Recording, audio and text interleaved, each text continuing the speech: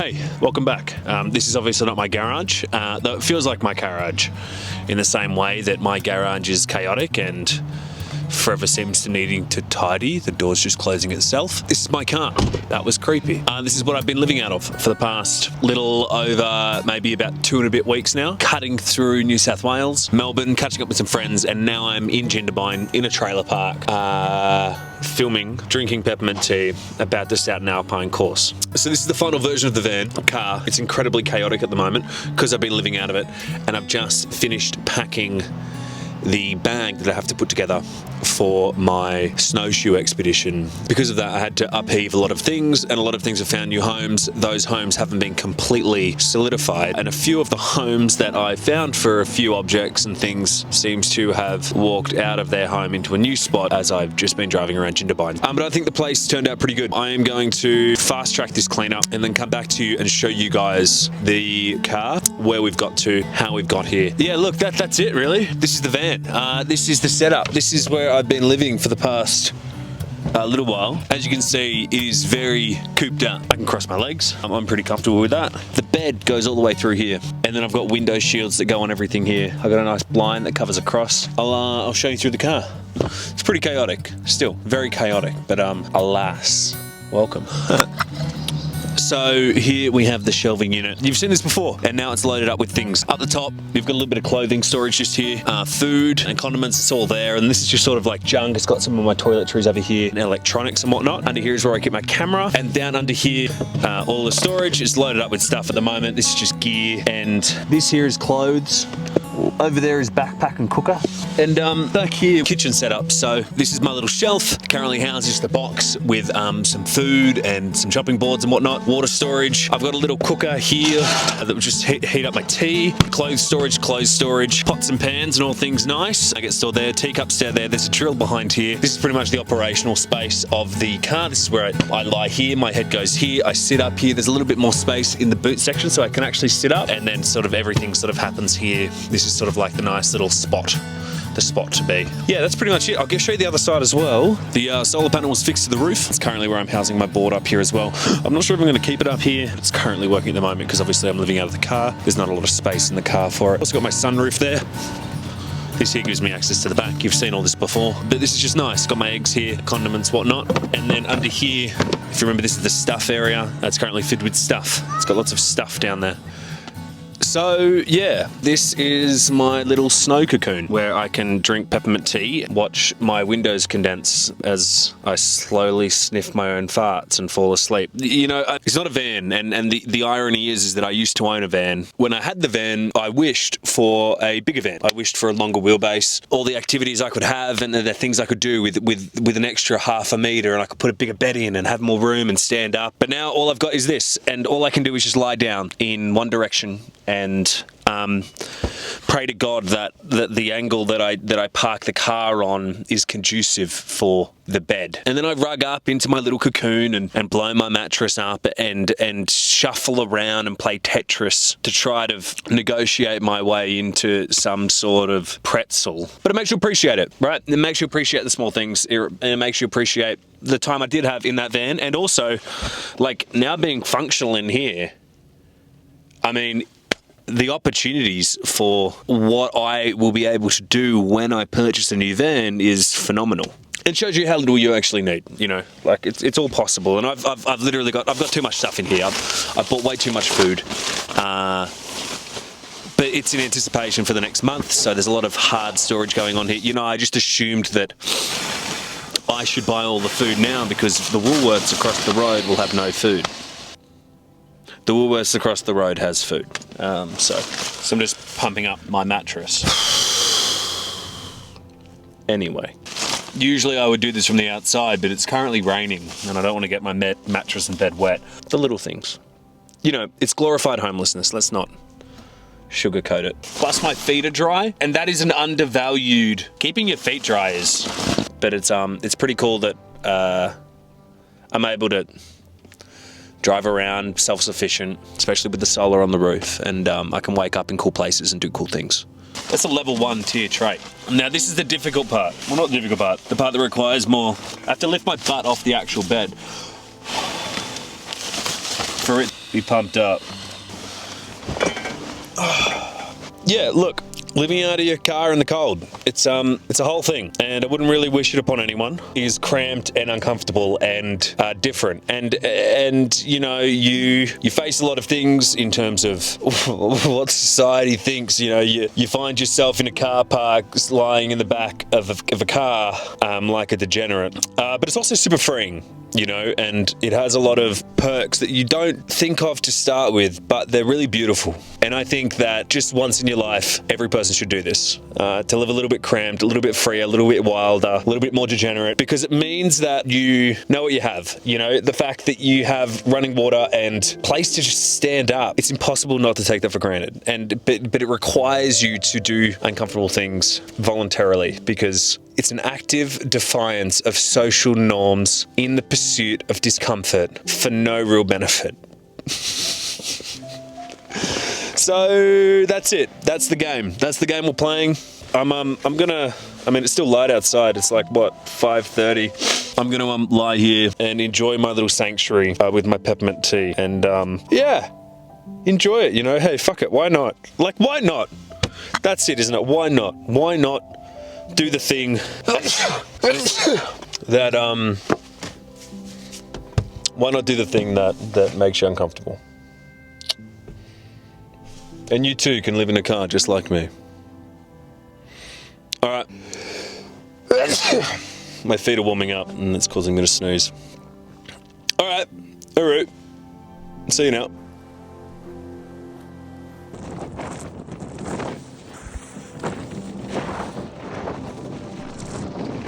Do cool things. That's what they told me. They told me to do cool things, and now I'm doing cool things. I'm sleeping out the back of my fucking car. Because when you do cool things, you have to make sure you don't die. So it was either buy a sleeping bag. This isn't even this sleeping bag. I've got fucking 3 sleeping bags in this car. It's a boot. It's another boot. And I've got this small bit of board here. Right, that like sits just right with just the right amount of things underneath it in order for this entire bed system to work. That's way too bright. Slightly better. So it's either buy a sleeping bag that allows me to camp in the snow and do cool things and live, or have nice accommodation that is actually comfortable. So here I am, sleeping in my car, and even though I have done an amazing effort, I think so, of converting this thing into the Taj Mahal of Mazda tributes, I'm still existing just in a car, and inevitably I'm a terrible packer. So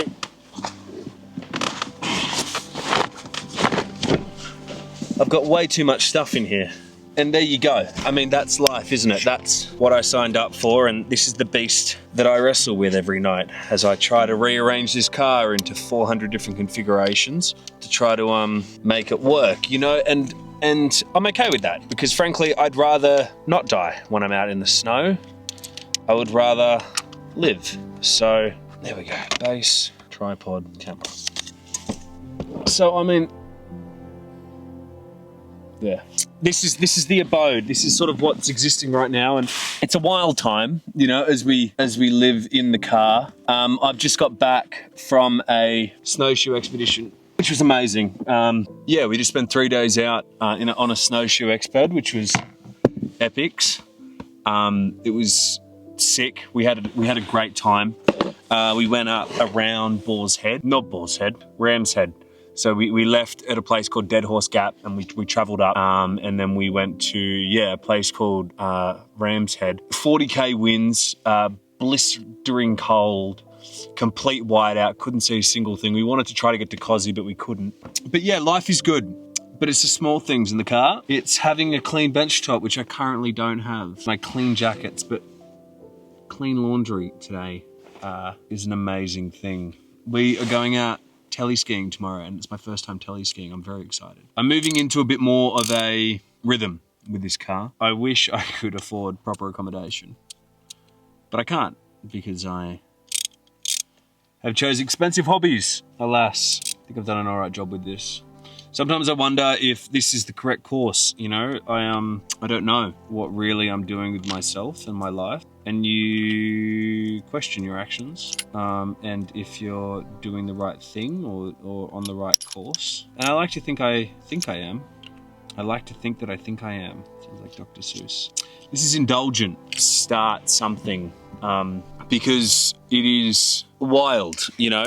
Continually wild. I'm struck dumbfounded again and again and again by how I can still be dumbfounded by this. Yeah, this car has just become more chaotic, which is fine.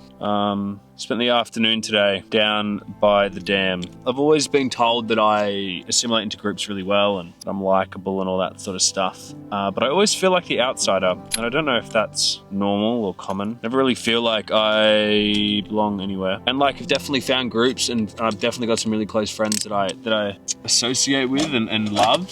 And I'm incredibly close to them, and they're phenomenal individuals, and I wouldn't think of anyone else but them to be my friends. But in terms of subcultures, I've never really felt like I've fit into any single one. And I was writing the other day just sort of about it, and about people fall into groups, you know, and they have their style and everything. And maybe I do have a group, and maybe I do have a niche, and I'm just too ignorant to see it, which is, you know, like a plausible option.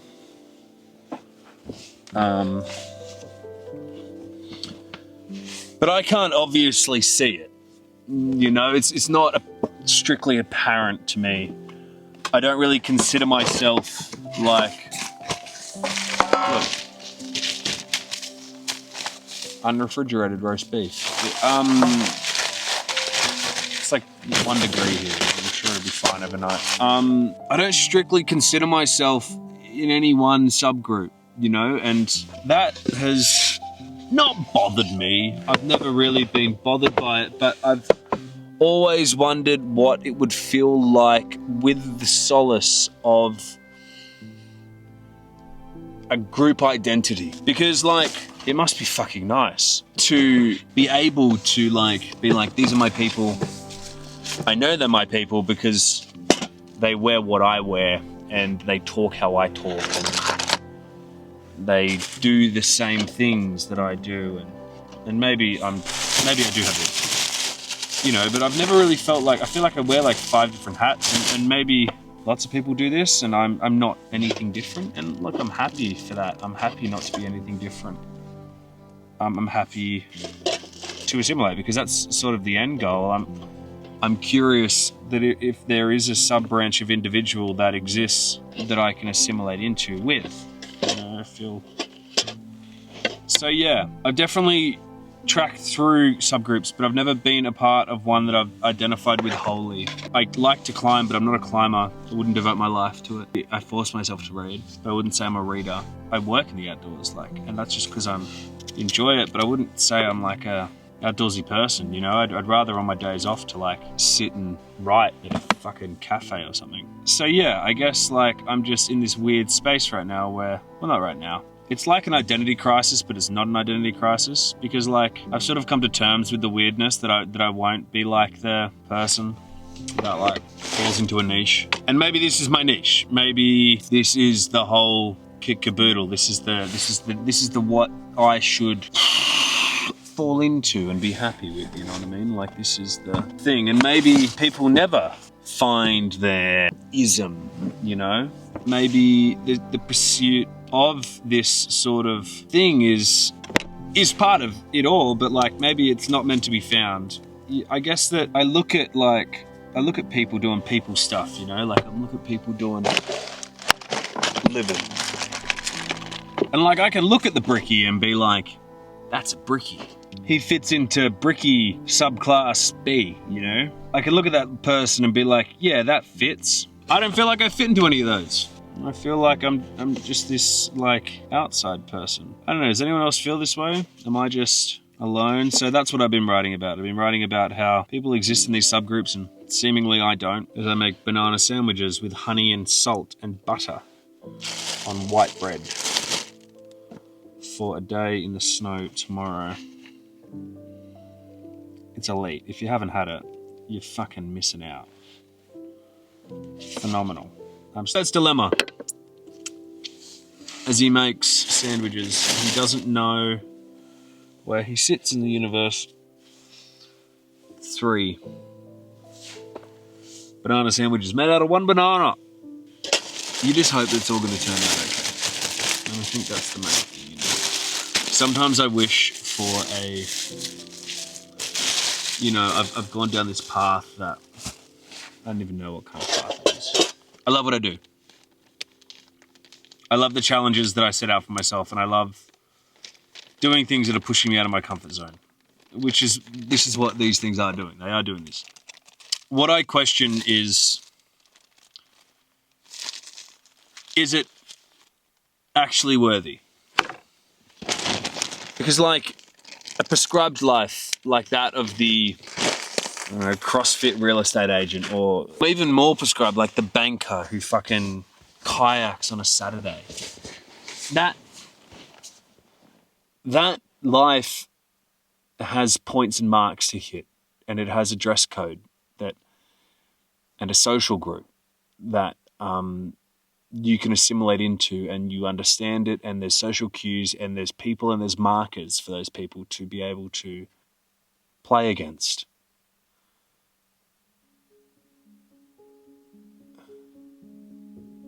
I don't know what my social value is, and I think that's the main thing, and I think that's the main predicament that I battle with. I'm not really sure what I am worth. Because when you develop what weird little career thing I've sort of done over the past little while, and you've forged so many micro identities across a bunch of different things, you can justify within yourself that I understand that I'm valuable, but it's hard to justify that in a worldly setting because it's not a consistent marker. And I'm sure that I have value and all the things and self-worth, and I do have that. But sometimes it's really hard just trying to fit. And not that I want to fit, not that I want to be like that, the next dude, because I don't. I like being unique, and I just want to be unique, you know? I want to be Kurt.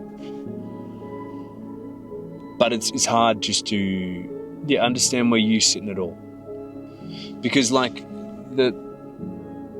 there's no markers for the weird little eclectic path that I've taken, and that's the hard part. I don't know. It's like the things I'm doing, I'm loving, and I'm consistently pushing, and I'm working, and I'm creating this weird little eclectic thing. I'm kicking goals in terms of what I believe are the goals that I want to be kicking. It's just hard to quantify that as success, as the larger part of society deems success. And you just exist on this whim of hope that like what you're doing is profitable enough to someone that they see you worthy and they pick you.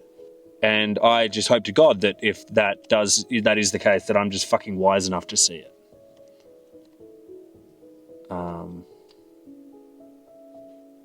Yeah. Anyway, this got incredibly deep. And I was just like digging for a tripod, just wanting to turn on a fucking camera and talk to it. Well, I'm gonna leave it there. I hope you enjoyed the making of my banana sandwiches. Good one. There you go.